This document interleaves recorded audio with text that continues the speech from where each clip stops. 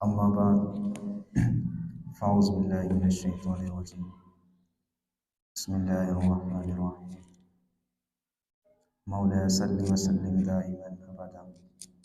علی حبیبک خیر الخلق کلہم الصلاۃ والسلام علیک یا رسول اللہ وعلی آلک واصحابک یا حبیب اللہ۔ گزشتہ درس میں داؤد دائی علیہ رحمہ کا تذکرہ ہوا تھا۔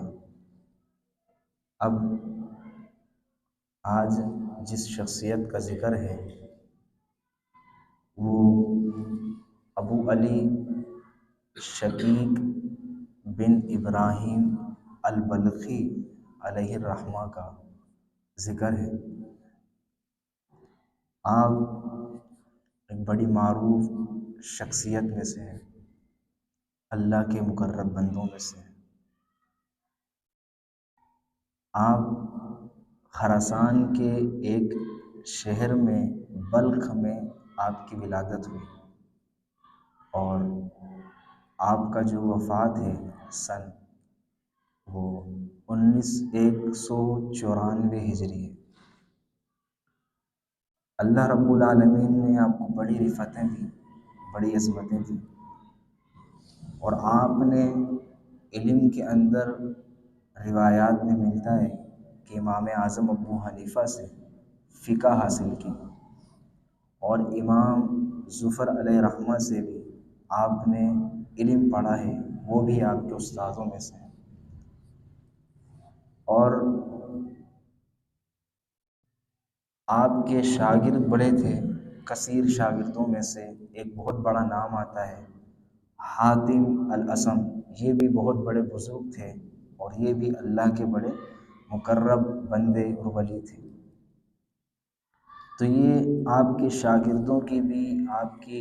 مریدوں کی بھی تعداد کافی ہے۔ علماء نے بیان کیا کہ آپ کا جو حلقہ ارادت تھا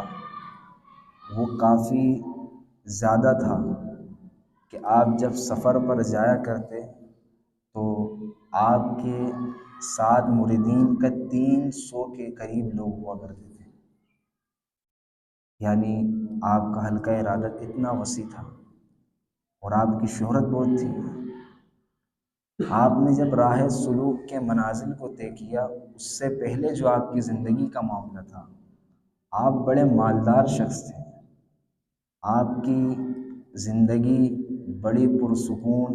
راحت اور عیش و عشرت میں گزری، نمود و نمائش والی زندگی تھی آپ کی، یہاں تک کہ آپ کو کتے پالنے کا بڑا شوق تھا۔ روایات میں آتا ہے کہ اتنے زیادہ مالدار تھے کہ 300 گاؤں ان کی ملکیت میں تھا،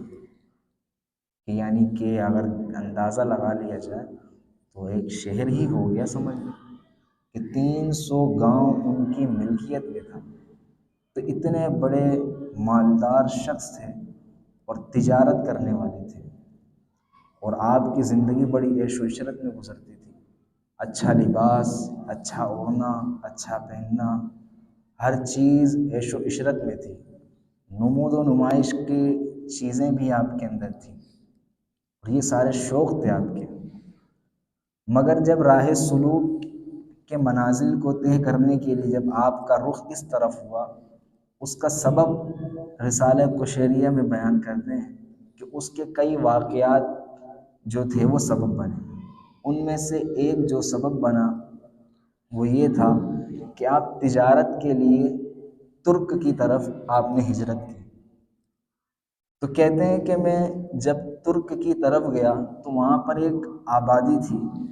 وہاں پہ جب میں گیا تو وہاں پر ایک بت خانہ تھا اور میرا وہاں پر جانا ہوا تو میں نے دیکھا کہ وہاں کچھ لوگ تھے جو ان بتوں کے خادم تھے۔ ان کا حلیہ اس طرح تھا کہ ان کی داڑھی، ان کے سر مڑے ہوئے تھے اور جسم پر جو لباس تھا وہ سرخ رنگ کا تھا۔ تو میں نے ان سے جا کر کہا کہ تم ان بتوں کی عبادت کرتے ہو، ان کو تم پوجتے ہو، جب کہ نہ تمہیں یہ نفع پہنچا سکتے ہیں نہ نقصان پہنچا سکتے ہیں، تو تم صرف اس خدا کو کیوں نہیں مانتے جس خدا نے تم کو پیدا کیا، جو ہر چیز پر قادر ہے، جو اللہ رب العالمین رزق دینے پر قادر ہے، ہر شے پیدا کرنے والا ہے، پوری کائنات کا مالک ہے، تو تم اس رب ذوالجلال کی عبادت کیوں نہیں کرتے؟ تو پلٹ کر اس شخص نے جواب دیا جو بتوں کا خادم تھا کہ اے شقیق، تمہاری یہ بات اور تمہارا یہ عمل دونوں تضاد ہے اس کے اندر۔ تو شقیق بلقی علیہ الرحمہ حیرت میں آئے اور انہوں نے پوچھا ایسا کیوں کہ میرے عمل اور میرے قول دونوں میں تضاد کیوں دکھ رہا ہے تمہیں؟ تو اس شخص نے پلٹ کر کہا کہ آپ نے کہا کہ وہ رب ذوالجلال جب ہر شے پر قادر ہے، تمہارا رزق بھی وہی دیتا ہے، تمہاری چیزیں وہی دیتا ہے، تو پھر اس کے باوجود تم نے اپنے وطن کو چھوڑ کر یہاں پر تجارت کے لیے ہجرت کر لی، تو تم اپنے ہی جگہ پر موجود رہتے، تمہارا رب تمہیں وہیں پر ہی رزق دے دیتا۔ تو کہتے ہیں شقیق بلقی علیہ الرحمہ کہ اس کی وہ بات میرے دل پر اتنی اثر کر گئی کہ میں واپس اپنے وطن لوٹا اور میں نے تمام چیزوں کا صدقہ کر دیا اور راہ سلوک کے منازل کی نہیں کر دیا۔ تو یعنی اس کی وہ بات دل کے اندر اس طرح لگ گئی کہ وہ توکل جو ہم دنیا کے اندر مال و زرر پر کر کے بیٹھے ہوئے تھے، دوسروں کے سہارے جی رہے تھے، وہ حقیقتاً ہمارا جو معاملہ ہے ایمان کا، وہ تو اللہ رب العالمین کے ذات کے ساتھ ہے، وہ تو اللہ کی ذات کے ساتھ توکل کو جوڑا ہوا ہے۔ تو کہتے ہیں کہ یہ جو واقعہ تھا میرے اس طرف آنے کا سب سے بڑا ذریعہ بنا۔ اس کے بعد ایک اور بھی واقعہ لکھتے ہیں رسالہ قشیریہ کہ آپ کا جو راہ سلوک کی طرف آنے کا جو سبب بنا، اس میں ایک یہ بھی واقعہ ملتا ہے کہ آپ کے زمانے میں ایک مرتبہ قحط پڑ گیا، قحط سالی کا وقت تھا۔ ظاہر سی بات ہے قحط سالی کے اندر معاملہ یہ ہوتا ہے کہ ہر ایک بندہ پریشان ہے، مصیبت میں ہے، کرب میں ہے، مشکلات کا سامنا ہے، کھانے کو نہیں ہے، زندگیاں بڑی مشکلات والی گزر رہی ہیں۔ کہتے ہیں کہ میں اس راستے سے گزر رہا تھا تو میں نے ایک غلام کو دیکھا کہ وہ بڑا مستی کے اندر چل رہا ہے، کھیل رہا ہے، کود رہا ہے، اچھل رہا ہے۔ تو میں نے اس کی یہ حالت کو دیکھا، اس کی خوشی کو دیکھا، تو میں پریشانی میں آیا کہ ایک ایسا شخص یہ غلام ہے اور اس وقت معاملہ یہ ہے قحط سالی کا کہ ہر بندہ کرب میں مبتلا ہے، پریشانی میں مبتلا ہے، کھانے کو نہیں ہے، لیکن اس کی موج مستی اس طرح کی خوشی کا اظہار دے رہی ہے، اس کی وجہ کیا ہے؟ تو کہتے ہیں کہ میں نے جب اس سے پوچھا کہ جو تو اتنا مستی اور جھوم کے اندر ہے اور اتنی خوشی کا اظہار کر رہا ہے، اس کی وجہ کیا ہے؟ جب کہ معاملہ تو یہاں پر قحط سالی کا یہ ہے کہ ہر بندہ مبتلا ہے پریشانی کے اندر، مصائب و آلام کا سامنا کر رہا ہے۔ تو وہ شخص کہتا ہے، غلام تھا چونکہ، تو وہ کہتا ہے کہ اس کی وجہ یہ ہے کہ میرا ایک آقا ہے اور میرے آقا کا ایک گاؤں ہے اور اس کی ضروریات کے ساز و سامان اس گاؤں سے آ جاتے ہیں، تو ہماری حاجتیں، ہماری ضرورتیں پوری ہو جاتی ہیں، تو ہمیں قحط سالی کا کچھ معلوم ہی نہیں ہوتا، تو میں اس وجہ سے اتنا خوش ہوں۔ تو کہتے ہیں اس کی وہ بات میرے دل پر ایسی اثر کری کہ وہ ایک مخلوق جو اس کا آقا ہے اور یہ اپنے آقا کے سہارے پر اس طرح بھروسہ کیے ہوئے بیٹھا ہے کہ اس کے ہی سہارے اس کی ساری حاجتیں پوری ہو رہی ہیں۔ میرا آقا تو تمام جہاں کا مالک ہے، میرا آقا جو تمام جہان پر قدرت رکھنے والا ہے، وہ تو ہر چیز کو دینے والا ہے، اور میں تو ایسے آقا کا غلام ہوں، تو پھر میں کیوں پریشانی میں مبتلا ہوں؟ تو میں کیوں اللہ رب العالمین کی ذات پر بھروسہ، اس کی ذات پر توکل کیوں نہ کروں؟ تو کہتے ہیں یہ بہت بڑا سبب بنا میرے لیے اس راہ سلوک کے منازل کے طے کرنے میں۔ تو پھر میں نے اپنی تمام چیزوں کو صدقہ کیا، اپنی تمام جائیدادوں کو غریبوں کے اندر تقسیم کر کے، تو پھر میں اس راستے پر نکل گیا اور اللہ رب العالمین کی عبادت کے اندر، مجاہدات کے اندر، ریاضات کے اندر اس طرح لگ گیا اور اس طرح منازل کو طے کرتے چلے گئے کہ اللہ رب العالمین نے اپنی معرفت عطا کی، اور وہ شہرت، وہ عظمت اور وہ رفعت ملی کہ جہاں جاتے آپ کی ہی شہرت ہوتی، جہاں جاتے لوگوں کا ہجوم لگ جاتا۔ تو یہ اللہ رب العالمین کے بڑے برگزیدہ بندے تھے۔ تو یہ آپ کے راہ سلوک کا جو یہ سبب بنا، اور آپ کی زندگی کے اندر توکل کا بہت زیادہ غلبہ تھا، بہت زیادہ غلبہ تھا توکل کے۔ آپ فرماتے ہیں کہ اگر کوئی شخص کسی انسان کو پہچاننا چاہے تو وہ یہ دیکھے کسی انسان کے اندر کہ وہ انسان اللہ کے بھروسے پر جی رہا ہے یا پھر الانسان کے بھروسے پر جی رہا ہے۔ یعنی اگر کسی انسان کو دیکھنا ہے کہ یہ توکل کے کس معیار پر کھڑا ہوا ہے،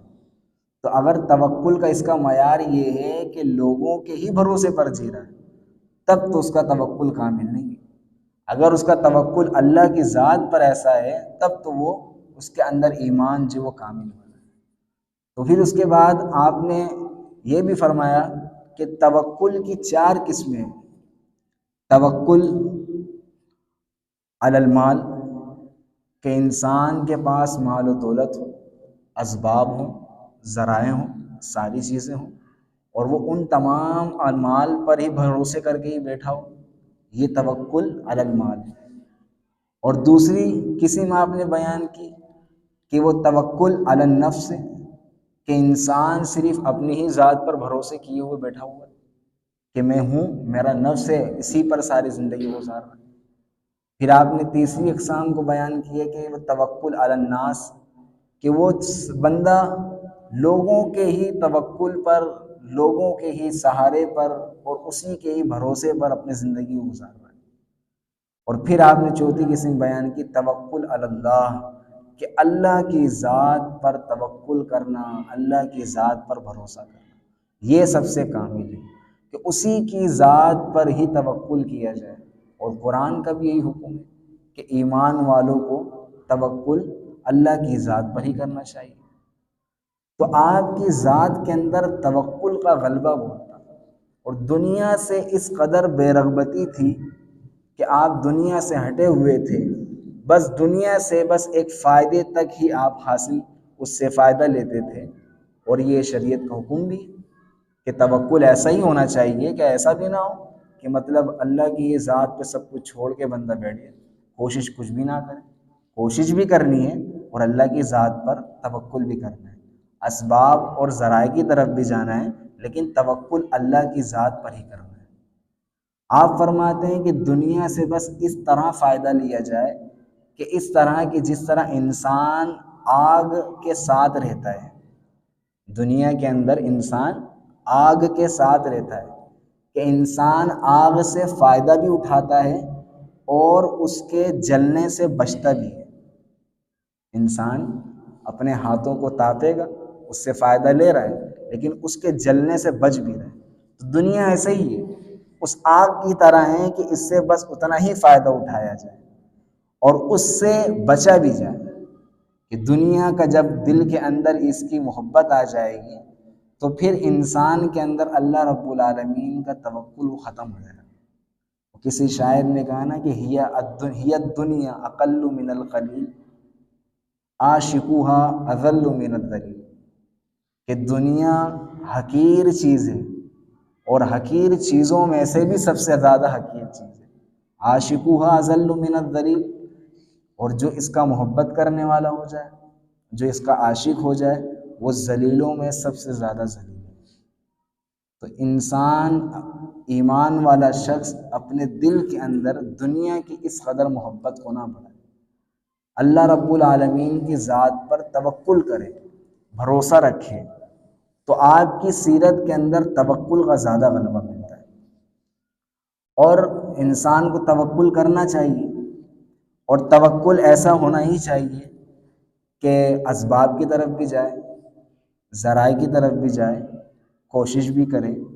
اور اس کے ساتھ ساتھ توکل کرے۔ اب ایسا نہ ہو کہ وہ اسباب ذرائع کو چھوڑ کر توکل کر بیٹھے، انسان کی زندگی کے اندر اس کو جو کچھ ملنا ہے وہ مل کر رہے گا، اس کے نصیب میں ہے، اس کو نصیب میں ملے گا۔ وہ اللہ کی ذات پر بھروسہ رکھے تو اس کو ملے گا۔ آج ہم نے جو زندگیوں کے اندر اپنے معاملات کے اندر جو لوگوں پر توکل کر لیا، جو لوگوں پر بھروسہ کر لیا، اپنے رزق کے معاملے میں بھروسہ دوسروں پر کر لیا، تو یہ جو ساری چیزیں ہیں ہمارے دلوں کے اندر اس کی محبت بڑھ جاتی ہے دنیا کی، اور اللہ کی ذات سے توکل ختم ہوتا جا رہا ہوتا ہے۔ وہ عربی میں کسی نے کہا کہ نصیبو کا یصیبو کا لو کان تحت جبلین، کہ تمہارے نصیب میں ہوگا، تمہارے مقدر میں ہوگا، اگر وہ تمہارا مقدر جو نصیب میں لکھا ہوا ہے اگر وہ پہاڑوں کے نیچے کیوں نہ ہی دبا ہوا ہو تمہیں مل جائے گا۔ لا نصیبو کا لا یصیبو کا لو کان تحت شفتین، تمہارے نصیب میں نہیں ہے تو تمہیں کبھی بھی نہیں ملے گا، اگرچہ وہ رزق، وہ چیز تمہارے دونوں ہونٹوں کے درمیان ہی کیوں نہ رکھی گئی ہے، تو تمہیں کبھی نہیں ملے گا۔ تو اللہ کی ذات پر بھروسہ رکھ کر، اللہ کی ذات پر توکل کر کے جب بندہ محنت کرے، اسی کی ذات ہے، اگرچہ دن رات محنت کرتا رہے لیکن توکل اس کی ذات پر ہونا چاہیے، تو نصیب میں ہوگا تو مل کر رہے گا، نہیں نصیب میں تو نہیں ملے گا۔ تو ہمارا توکل اس انداز کا ہی ہونا چاہیے۔ آج ہم نے جو اپنا توکل دوسرے کی اس پہ کیا ہوا ہے نا، تو اسی وجہ سے آج ہم پریشانیوں میں مبتلا ہیں۔ آپ نے پڑھا بھی ہوگا، ایک امور تکوینیہ ہوتا ہے، ایک امور تشریعیہ ہوتا ہے۔ امور تکوینیہ وہ سارے معاملات ہوتے ہیں جو اللہ کے ذمہ ہوتے ہیں، اللہ جس معاملے کے لیے کن کہتا ہے ہو جاتا ہے، بارش کا برسانا، یہ سارے معاملات اللہ رب العالمین کے ذمہ ہیں، رزق کا دینا یہ اللہ کے ذمہ ہے۔ امور تشریعیہ یہ مخلوقات کے ذمہ ہے، عبادت کرنا، اللہ کے حقوق ادا کرنا، بندوں کے حقوق ادا کرنا، تو یہ رزق کا جو معاملہ ہے یہ اللہ کے ذمہ ہے۔ تو ہم نے اس رزق کو اپنے ذمہ سمجھ لیا، تو اسی وجہ سے ہم پریشانی میں مبتلا ہیں۔ جب یہ رزق کا معاملہ اللہ کے ذمہ ہے، اللہ جسے چاہے گا دے گا، اللہ کی ذات پر بھروسہ کر کے اللہ کی ذات پر توکل کریں گے تو وہ اللہ تعالیٰ جس کو چاہے جسے دے۔ تو اللہ کی ذات کے معاملات کے اندر ہمیں نہیں جانا ہے، ہمیں اپنے معاملات کے اندر اپنی حدود میں ہی رہنا ہے۔ تو جب ہمارا بھروسہ، ہمارا توکل اس معیار کا ہو جائے گا تو اللہ رب العالمین خود فرماتا ہے نا کہ وَيَرْزُقْهُ مِنْ حَيْثُ لَا يَحْتَسِبُ، کہ وہ ایسی جگہوں سے دینا شروع کر دے گا جہاں سے ہمیں خود وہم و گمان بھی نہیں۔ تو یہ اللہ رب العالمین کا نظام ہے۔ تو توکل کی صفت کو اپنے اندر پیدا کرنی، استغنائی بے نیازی کی صفت کو اپنے اندر پیدا کرنی،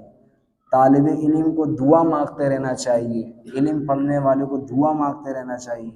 کہ بار الہ تو ہمارے اندر استغنائی والی کیفیت پیدا کر دے، استغنائی والی بے نیازی والی کیفیت پیدا کر دے۔ تو یہ استغنائی اور بے نیازی والی کیفیت انسان کے اندر ہونی چاہیے، تو اللہ رب العالمین بہت ساری چیزوں سے نوازے گا۔ اور پھر تصوف یہاں پر رکھا ہی اسی لیے گیا ہے کہ آپ لوگ جہاں علم کی چیزوں سے آراستہ ہوتے ہیں وہاں پر یہ روحانیت، تصوف کے معاملات کے لیے بھی آپ اپنے دامن میں اس کا کچھ نہ کچھ اپنے سمیٹیں، اس کی چیزوں کو بھی آپ اپنی ذات کے اندر اپنی چیزوں لے کر آئیں، تبدیلی آئے، کیونکہ علم اور روحانیت دونوں ہی یہ ایک چیز ہے، یہ الگ شے نہیں ہے۔ یہ دونوں چیز جب ملے گی تو پھر جا کر ایک انسان کامل بنتا ہے۔ علامہ برہان الدین الفرغنانی المرغنانی صاحب ہدایہ نے نصیحت کے طور پر ایک شعر لکھا، کہتے ہیں کہ فساد کبیر جاہل عالم متحدث، کہتے ہیں کہ معاشرے کے اندر سب سے بڑا فساد جو ہے عالم بد کردار ہو، کہتے ہیں اس کے بعد کہ اکبر منہ جاہل متنسک،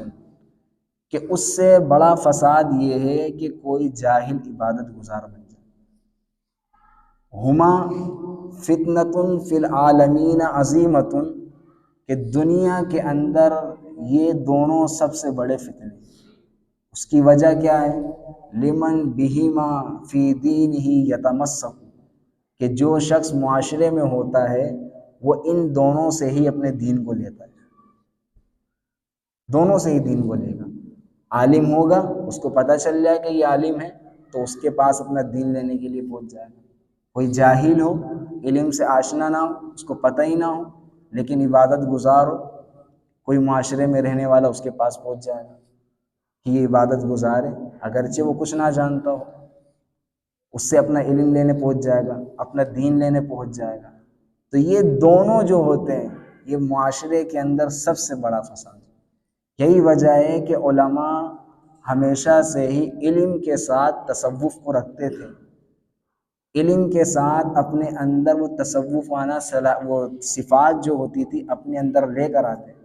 عبادات، ریاضات، مجاہدات کے وہ پیکر بنتے تھے،